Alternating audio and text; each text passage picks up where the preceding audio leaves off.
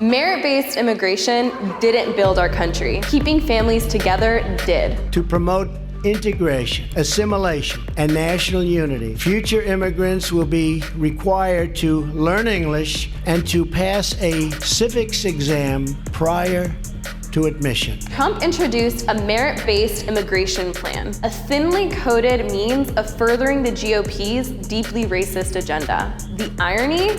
The plan was written by the son of an immigrant, Jared Kushner. Now let's unpack this. Merit-based immigration uses a point system to determine who should and shouldn't be allowed into the country, on the premise that the most important thing to know about a person is whether they make you money. Merit-based should be called money-based, and the people that get short-charged the most are the families that have been separated by unfair laws and a dysfunctional immigration system. Under this system, Trump's restrictionist allies can leverage the law to continue their attack on immigrant families while helping businesses exploit workers. This is wrong. You don't tell people fleeing violence that they're not rich and educated enough to join their families. Here's what you need to know.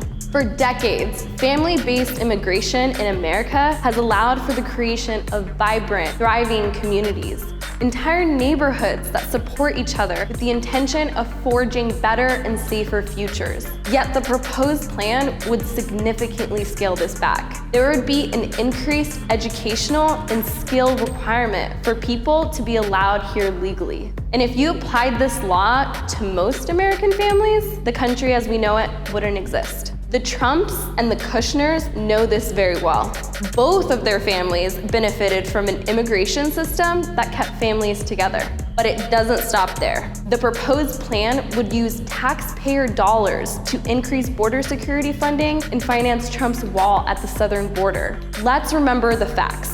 Immigrant crossings into the US have been declining since 2007. The families coming to the border seek asylum. They're running from economic and political violence and are following international and US asylum protocols. This is not about American safety. This is about Trump's own xenophobic agenda. It's a political stunt to excuse discrimination and racism by dividing us into the good ones and the bad ones, into us versus them.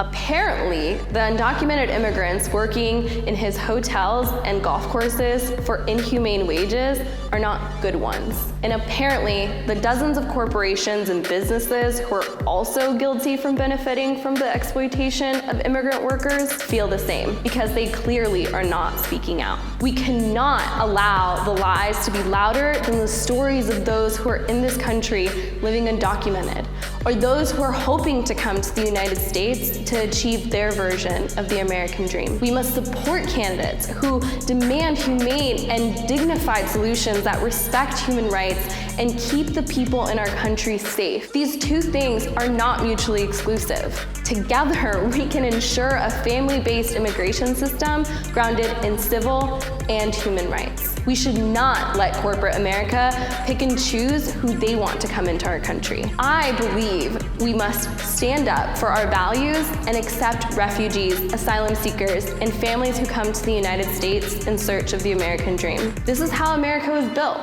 and it is truly what has made our country thrive.